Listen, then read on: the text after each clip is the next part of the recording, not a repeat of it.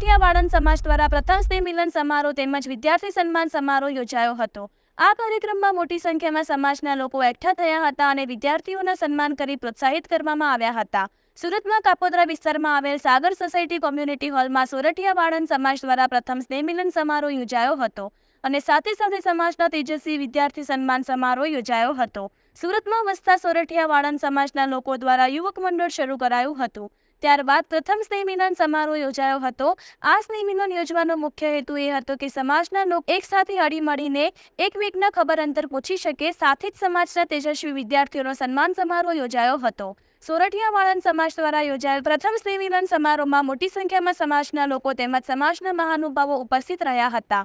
રાત્રે તમામ સાથે ભોજન લઈ સ્નેહ મિલન સમારોહ પૂર્ણ કરાયો હતો।